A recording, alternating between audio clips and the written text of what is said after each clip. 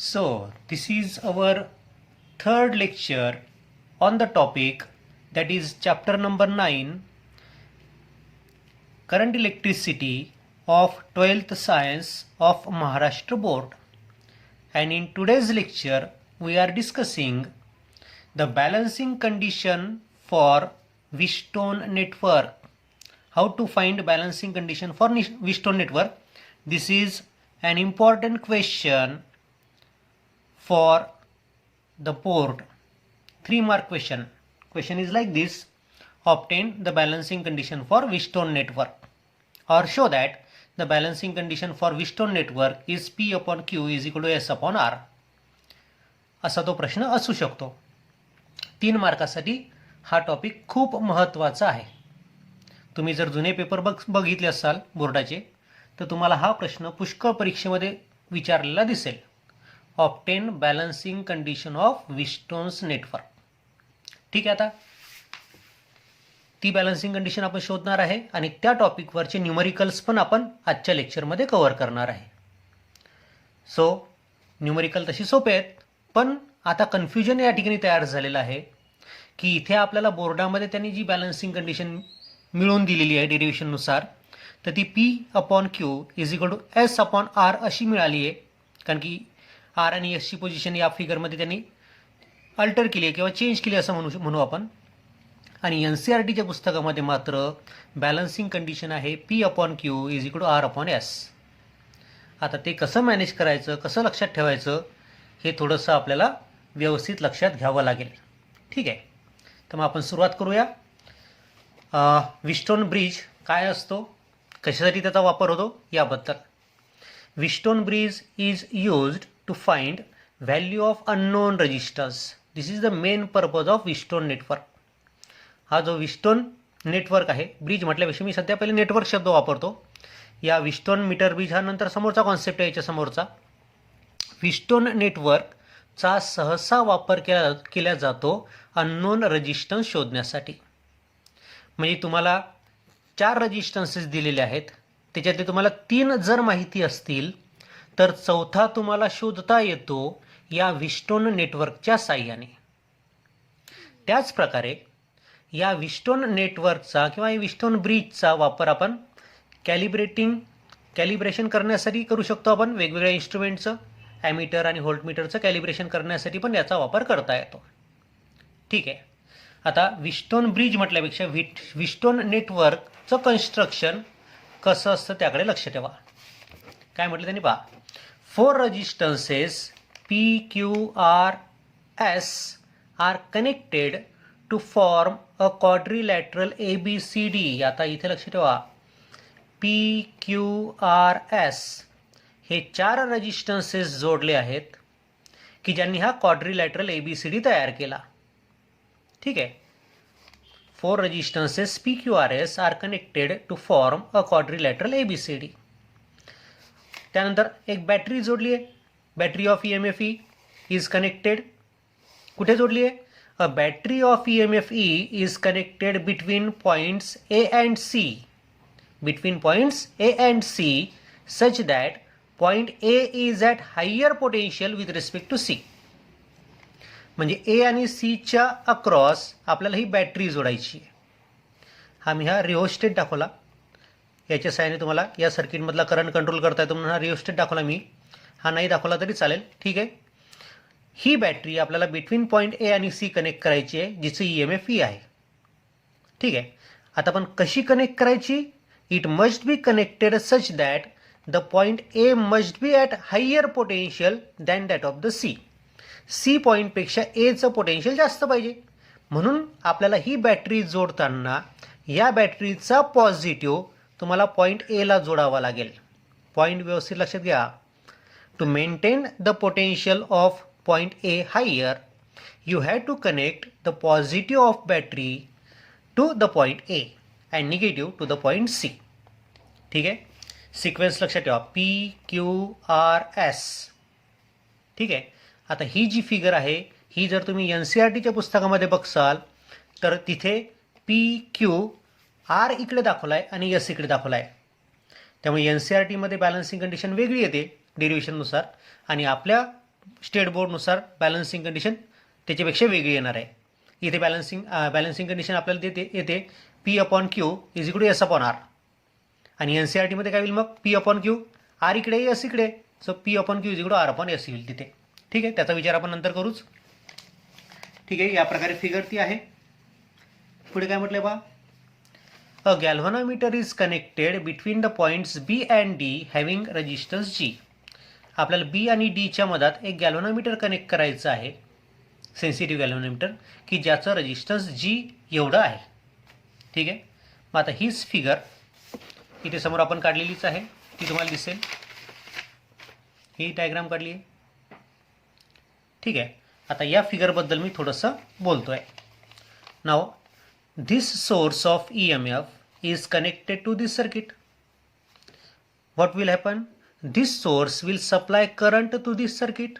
तर हा सप्लाय या सर्किटला करंट सप्लाय करेल. समजा या ई एम एफनी आय एवढा करंट पाठवला. आता पॉईंट ए पर्यंत आय हा करंट पोहोचला. आता करंट आयला समोर जाण्यासाठी दोन पाथ आहेत. काही करंट या पाथमधनं जाईल. समजा आय वन एवढा करंट या पाथमधनं गेला आणि या पाथमधनं आय टू एवढा करंट गेला. So I one current is flowing through the path A B and I two current is flowing through the path A D. Now आता पॉईंट बी पर्यंत आय वन हा करंट आला. I one current reaches the point B. Now the front part, look at this part, the current I1 has two path, so this current I1 get divided into these two path.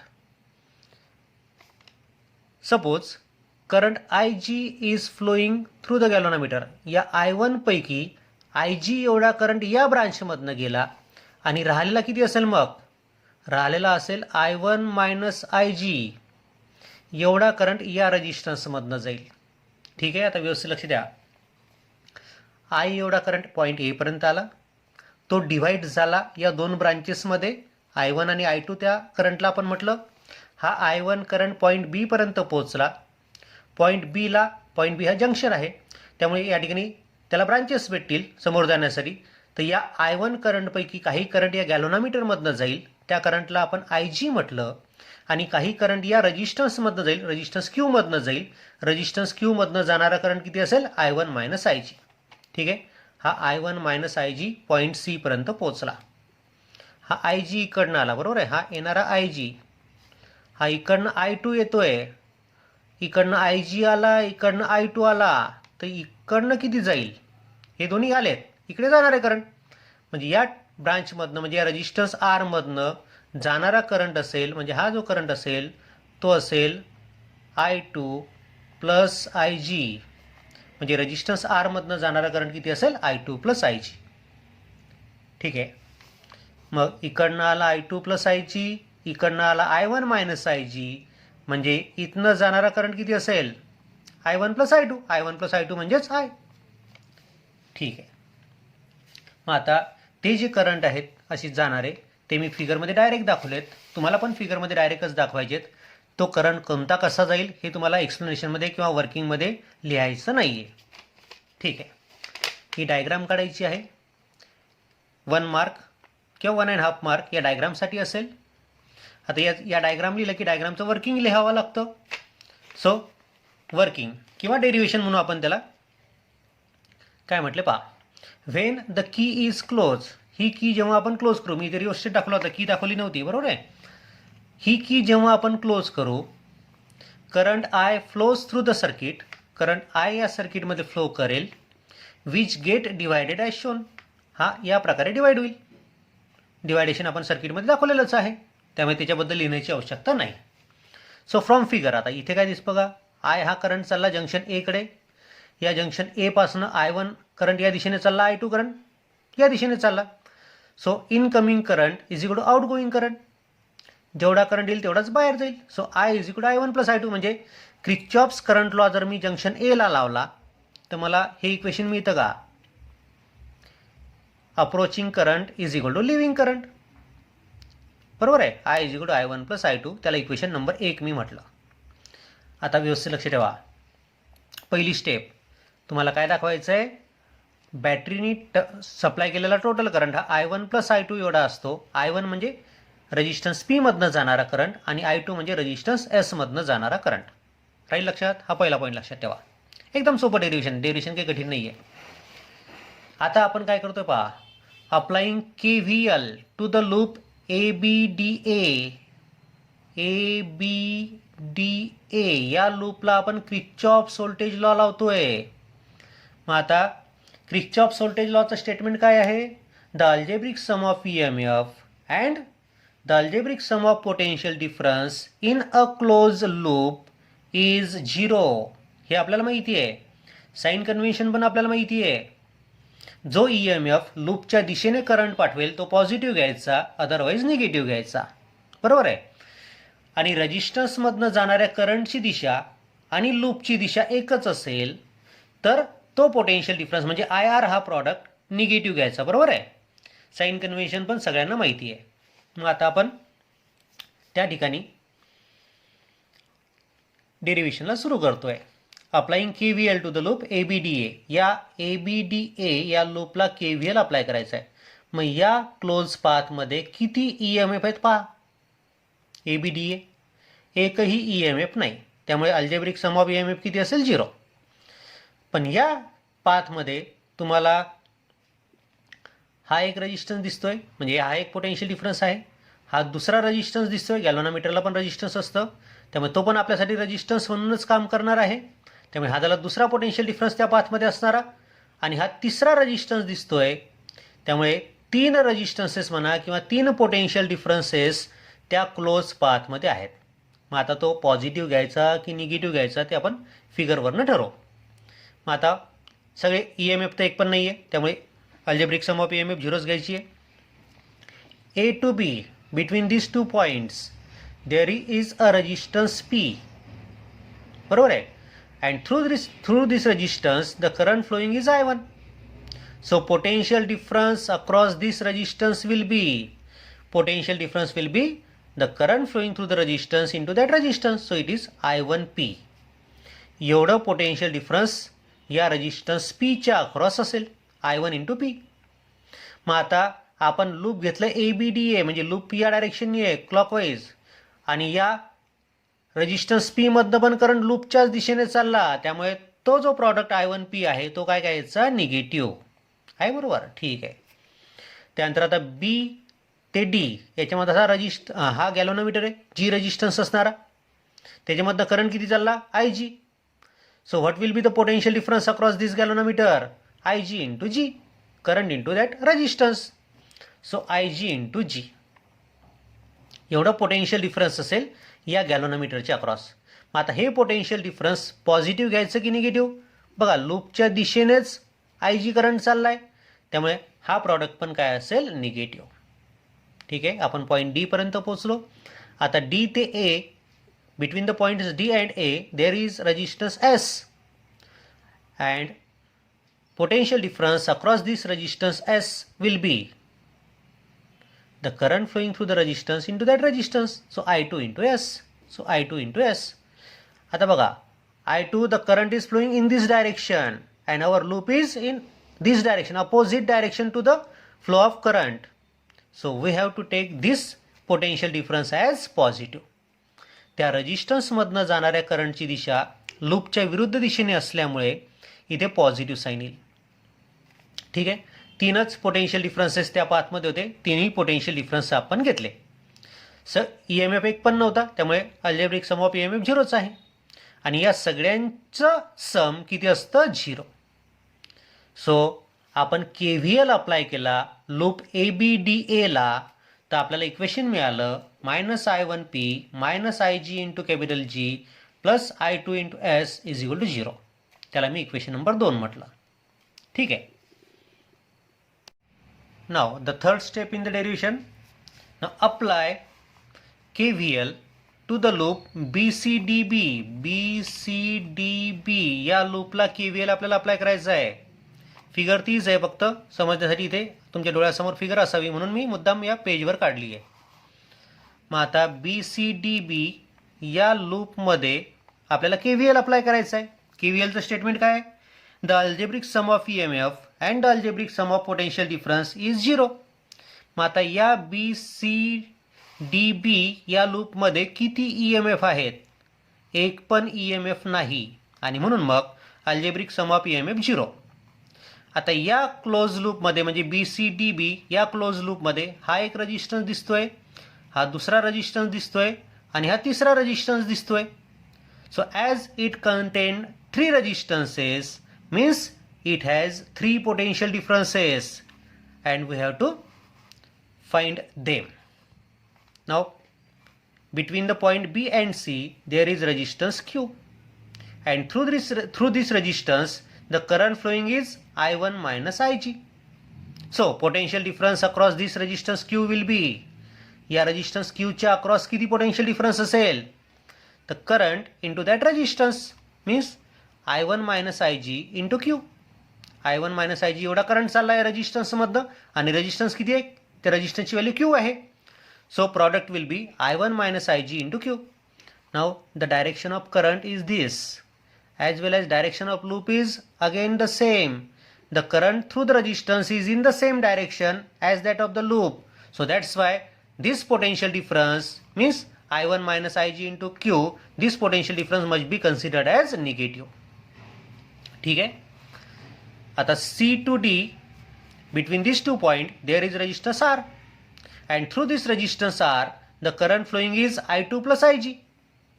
So what is the potential difference across this resistance R? The potential difference is current flowing through the resistance into that resistance. So I2 plus IG into R. I2 plus IG into R. This is the potential difference across resistance R. आता बघा current या डायरेक्शननी चालला आहे. या resistance R मधनं करंटची दिशा बघा कोणती आहे, तर ही करंटची दिशा आहे. आणि लूप कोणतं घेतलं आपण? BCDB. लूपची दिशा ही आहे. लूपची डायरेक्शन आणि करंटची डायरेक्शन एकमेकांच्या अपोजिट आहे. So that's why this potential difference is positive, म्हणून याला पॉझिटिव्ह घेतलं. ठीक आहे. त्यानंतर आता या क्लोज पाथमध्ये असणारा रेजिस्टन्स राहिला हा G. या रेजिस्टन्स G मधनं किती करंट चालला? IG. सो पोटेन्शियल डिफरन्स किती होईल मग? Current into resistance. So IG into G. IG into G एवढं पोटेन्शियल डिफरन्स. ते पॉझिटिव्ह का घेतलं सांगा तुम्हीच आता. आपलं लूप आहे BCDP. लूपची दिशा ही आहे आणि या गॅल्व्हनोमीटरमधनं जाणाऱ्या करंटची दिशा कोणती आहे? त्याच्या अपोजिट. करंटची डायरेक्शन अपोजिट असल्यामुळे हा पोटेन्शियल डिफरन्स काय घ्यावा लागेल तुम्हाला? प्लस. ओके. मग 3 पोटेन्शियल डिफरन्सेस त्या क्लोज पाथमध्ये होते. तिन्ही पोटेन्शियल डिफरन्सेस आपण घेतले. या सगळ्यांचं अल्जेब्रिक सम किती आहे? 0. So it is equal to 0. त्याला इक्वेशन नंबर 3 मी म्हटलं. ठीक आहे. आता लक्ष ठेवा, हे जे विस्टोन नेटवर्क आहे किंवा हा जो विस्टोनचा ब्रिज आहे, this bridge is said to be balance. याला बॅलन्स आहे असं म्हटलं जातं if the current through the galvanometer is 0. म्हणजे हा गॅल्व्हनोमीटर जेव्हा काहीच डिफ्लेक्शन दाखवत नाही त्यावेळेस हा ब्रिज बॅलन्स असतो. गॅल्व्हनोमीटर डिफ्लेक्शन दाखवत नाही means the current flowing through this branch is 0, and the current flowing through this branch is 0 means the point B and point D are at same potential. हा point B आणि point D हे सारख्या पोटेन्शियलवर जर असतील तरच या ब्रांचमधनं current जाणार नाही. ओके. त्यामुळे पॉईंट व्यवस्थित लक्षात घ्या. The bridge is set to be balance if the current flowing through the galvanometer is 0 means the potential of point B and potential of the point D is same. Point व्यवस्थित लक्षात घ्या. ऑब्जेक्टिव्हमध्ये विचारला गेलेला आहे point. ठीक आहे. मग आता काय म्हटलं पहा, the bridge is set to be balance if IG is equal to 0. मग आता इक्वेशन नंबर 2 आपल्याजवळ जे होतं त्याच्यामध्ये मी IG 0 प्लेस केला तर आपल्याला आपला जो इक्वेशन शिल्लक राहतं -I1 into P plus I2 into S is equal to 0. म्हणजेच आपल्याला लिहिता येतं हे I1P इकडे घेतला, I2S इकडेच ठेवला. So I1P is equal to I2S. याला इक्वेशन नंबर 4 म्हटलं मी. या इक्वेशनमध्ये पण IG ची व्हॅल्यू 0 टाका इक्वेशन 3 मध्ये. सो -I1Q बरोबर आहे का बघा. IG ची व्हॅल्यू 0 टाकली तर आपण. सो -I1Q इथे पण आय जीची व्हॅल्यू 0 टाका, प्लस I2R प्लस I2R, इथे आय जीची व्हॅल्यू 0 टाका, म्हणजे ही टर्म 0 होऊन जाईल, इज इक्वल टू 0. आपल्याला मिळतं या ठिकाणी -I1Q प्लस I2R या इक्वेशनवरनं, इक्वेशन 3 वरनं इज इक्वल टू 0, म्हणजेच I1Q is equal to I2R. याला फक्त ही मायनस टर्म इकडे घेतली. हे दोन इक्वेशन मला मिळाले. इक्वेशन नंबर 4 काय आहे पहा, इक्वेशन नंबर 5 काय पहा. या दोघांचा मी रेशो घेतला. दोघांचा जर रेशो घेतला तर आपल्याला त्या ठिकाणी मिळतंय I1P upon I1Q is equal to I2S upon I2R, I2S upon I2R. I2 cancel, I1 cancel, म्हणजे काय मिळालं आपल्याला, P upon Q is equal to S upon R. And this is nothing but the balancing condition of Wheatstone network. ही त्या Wheatstone नेटवर्कची balancing condition आहे. पण लक्षात ठेवा इथे P upon Q is equal to S upon R, P upon Q is equal to S upon R असं आलं.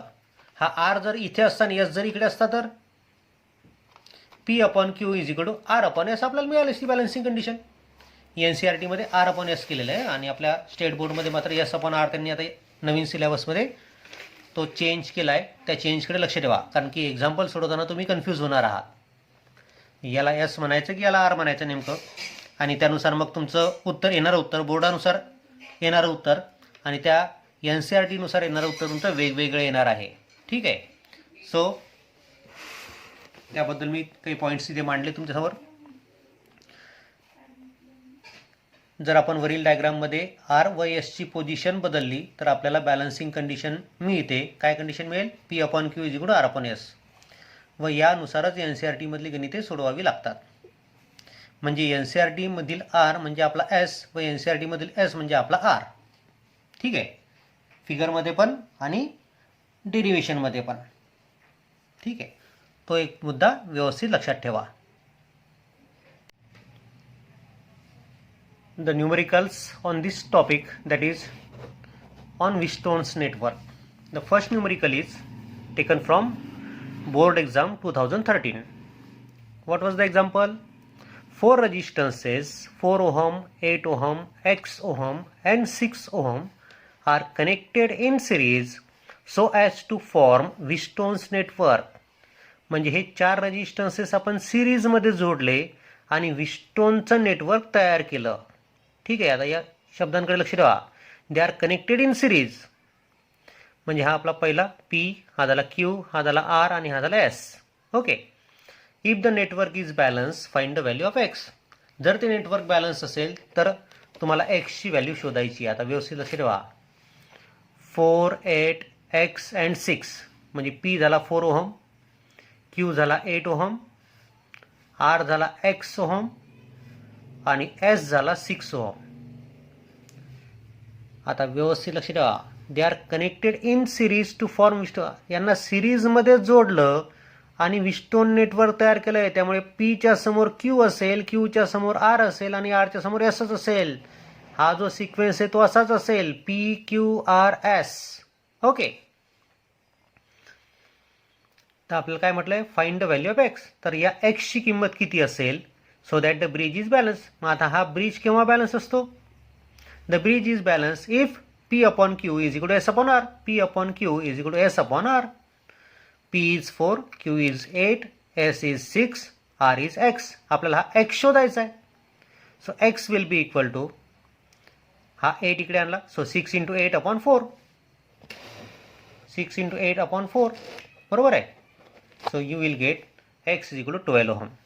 म्हणजे या ठिकाणी जर तुम्ही 12 ओहमचा रेजिस्टन्स लावला तर हा ब्रिज बॅलन्स होईल. आणि ब्रिज जर बॅलन्स झाला तर या दोन्ही पॉईंटचं पोटेन्शियल सारखं होईल. आणि या दोन्ही पॉईंटचं पोटेन्शियल सारखं झालं तर गॅल्व्हनोमीटरमधला करंट 0 होईल. ठीक आहे. So this unknown resistance must be equal to 12 ohm so that this bridge get balance. हे होतं पहिलं एक्झाम्पल. आता दुसरं एक्झाम्पल पण लक्ष ठेवा. 4 resistances 4, 4, 4 and 12 ohm forms a Wheatstone's network. Find the resistance which when connected across the 12 ohm resistance will balance the network. आता हे 3 रेजिस्टन्स 444 चे आहेत, पण चौथा मात्र 12 ओहमचा आहे. तर या 12 ओहमच्या अक्रॉस किती व्हॅल्यूचा रेजिस्टन्स आपल्याला जोडावा लागेल, so that the bridge will become balanced. Second example is taken from again the board exam, that is 2000. ठीक आहे. काय म्हटलं एक्झाम्पलमध्ये बघा, 4 resistances 4 ohm 4 ohm 4 ohm and 12 ohm forms a Wheatstone's network. हे 4 रेजिस्टन्सेस पासनं विस्टोनचं नेटवर्क तयार झालं आहे. समजा हा 4, हा 4, हा 4 आणि हा 12. आता बघा 4 4 4 आणि 12 जर तो ब्रिज बॅलन्स नसेल, कारण की या दोघांमधला रेशो आणि या दोघांमधला रेशो सारखा आहे का, नाही. जर रेशो सारखा असेल 4:4 म्हणजे किती, रेशो 1 आला, आणि 12/4 म्हणजे रेशो 3 आला ना. रेशो सारखा आहे का रेजिस्टन्समधला, नाही, म्हणजे हा ब्रिज बॅलन्स नाही. Find the resistance which when connected across 12 ohm resistance. या 12 ओहमच्या अक्रॉस किती व्हॅल्यूचा रेजिस्टन्स आपण जोडला, will balance the bridge or the will balance the network. तर हे नेटवर्क बॅलन्स होईल. आता मला सांगा 4 4 हा जर 4 आहे तर या 12 ओहमला पण तुम्हाला 4 मध्ये कन्वर्ट करावं लागेल, 4 ओहममध्ये कन्वर्ट करावं लागेल, तरच हा रेशो 1 जर आहे तर हा रेशो 1 तुम्हाला मिळू शकतो. ठीक आहे. मग हा आपला रेजिस्टन्स P 4 ओहम, हा रेजिस्टन्स Q तो पण 4 ओहम, हा रेजिस्टन्स R तो पण 4 ओहम, आणि हा रेजिस्टन्स S हा कंप्लीट, दोघांना पॅरललमध्ये जोडल्यानंतर जो होईल तो S. मग आता S म्हणजे काय आहे, तर X आणि 12 यांचं पॅरलल कॉम्बिनेशन आहे. त्यामुळे या चौथ्या रेजिस्टन्सची व्हॅल्यू किती असेल, इक्वॅलंट रेजिस्टन्स किती असेल, X पॅरलल 12, तर तो असेल 12x/12 + X. म्हणजे हा जो रेजिस्टन्स आहे हा आपण एवढा लावला आहे. तर या एक्सची किंमत किती, म्हणजे हा पॅरललमध्ये लावलेला जो रेजिस्टन्स आहे त्याची किंमत किती असेल, so that the bridge is balance. बघा काय म्हटलंय, let a resistance X be connected across 12 ohm resistance. या 12 ओहमच्या अक्रॉस हा एक्स व्हॅल्यूचा रेजिस्टन्स आपण जोडला, so that the fourth resistance become. त्यामुळे हा जो चौथा रेजिस्टन्स आहे हा किती होईल, तर पॅरलल कॉम्बिनेशनचा फॉर्म्युला वापरला आपण, equivalent resistance of parallel combination. So 1/s = 1/12 + 1/x. So S is 12x/12 + X. याची इक्वॅलंट व्हॅल्यू असेल एवढी, 12x/12 + X. ठीक आहे. आता व्यवस्थित लक्ष द्या, इथे आहे 4, इथे आहे 4, इथे आहे 12x/12 + X, आणि इथे आहे 4. आणि काय म्हटलंय, तर हा X किती व्हॅल्यूचा पाहिजे, so that this bridge is balance. मग हा ब्रिज जर बॅलन्स असेल तर P/Q = S/R आहे की नाही. ती कंडिशन आपण वापरू आणि आपल्याला सोडवता येतं का बघू. The bridge is balance, so P/Q = S/R. P ची व्हॅल्यू आहे 4, Q ची व्हॅल्यू आहे 4, S ची व्हॅल्यू आहे 12x/12 + X, आणि R ची व्हॅल्यू आहे 4. आपल्याला या X ची किंमत शोधायची आहे. हा 4/4 म्हणजे झाला 1, हा 4 इकडे ट्रान्सफर झाला, so 4. So 4 = 12x/12 + X.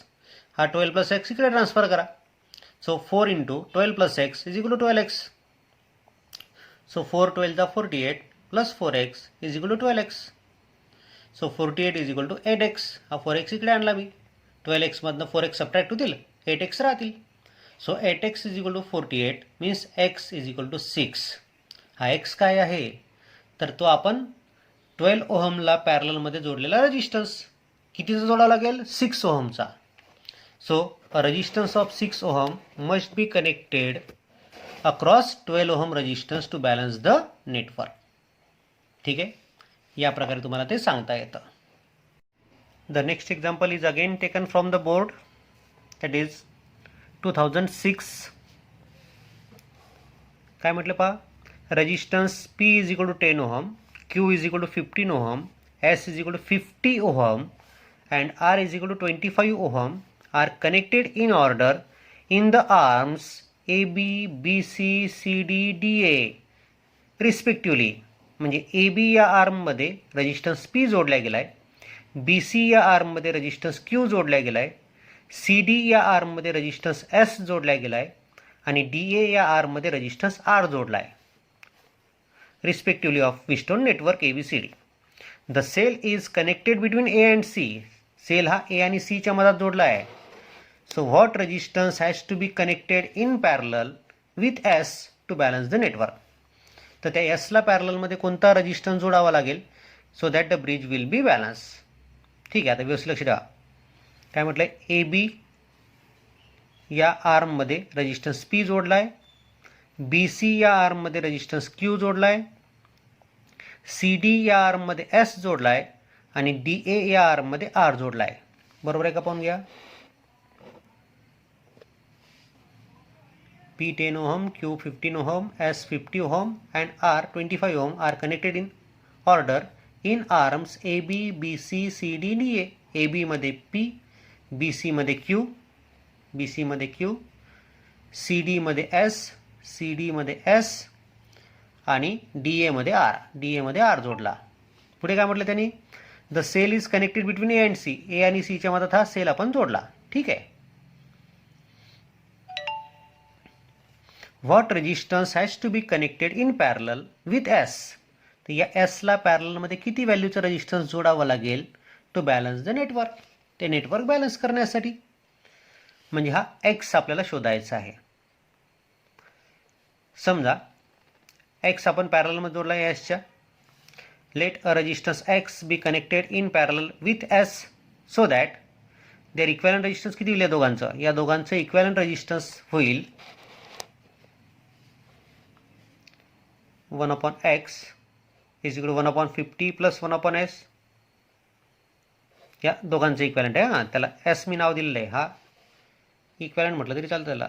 You can call it as equivalent resistance of this combination. So it is 50x/50 plus X. म्हणजे या दोघांचं मिळून रेजिस्टन्स आहे 50x/50 plus x. So it becomes, आता ब्रिज बॅलन्स आहे. As bridge is balance so P/Q is equal to R/S का की S/R. आता तुम्ही कन्फ्यूज असाल, P/Q is equal to S/R का बरं नाही घेतलं सरांनी. बघा आता इथे सिक्वेन्स लक्षात घ्या रेजिस्टन्सेसचा. ए बी आरमध्ये त्यांनी रेजिस्टन्स P म्हटलं आहे, बी सीमध्ये Q म्हटलं आहे, सी डीमध्ये S म्हटलं आहे आणि ए डीमध्ये R म्हटलं आहे. PQRS असा सिक्वेन्स दिला त्यांनी आपल्याला याच्या क्वेश्चनमध्ये. त्यामुळे रेजिस्टन्स R इकडे आला, रेजिस्टन्स S इकडे गेला. त्यामुळे आपली बॅलन्सिंग कंडिशन काय होती, R इकडे होता, S इकडे होता. इथं बॅलन्सिंग कंडिशन होती P/Q is equal to S/R. पण आता रेजिस्टन्स S आणि R इंटरचेंज झाले, त्यामुळे बॅलन्सिंग कंडिशन पण आपली बदलेल. बदलेल म्हटल्यापेक्षा रेजिस्टन्सेस तेच असतील, पण फक्त R आणि S ची पोझिशन चेंज होईल. So as the bridge is balance, येथे फॉर्म्युला दिलेल्या रेजिस्टन्सनुसार तयार केलेला आहे. So P/Q is equal to R/S. P is 10 ohm, Q is 15 ohm, R is 25 ohm and S is parallel combination of 50 and X. So it is 50x/50 plus X. करायला solve. हे bracket इकडे आणलं मी, हा 15 इकडे नेला, 10 इकडे आणला. So 25 × 15/10. हे ब्रॅकेट इकडे नेलं, 15 इकडे नेला, 10 डिनॉमिनेटरमध्ये आला आहे. बरोबर. सो 25 × 15 म्हणजे 375/10 म्हणजेच 37.5. So 50x is equal to 37.5 times 50 plus x. So it is found to be 50x is equal to 37.5 × 50 means 1875 plus 37.5x. याला सॉल्व केलं मी. If you solve it, so 50x minus 37.5x is equal to 1875. So it is 12.5x is equal to 1875. So x is equal to 1875/12.5. It is found to be 150 ohm. म्हणजे we have to connect a resistance of 150 ohm in parallel with the resistance S. असा आपला answer असेल. ठीक आहे.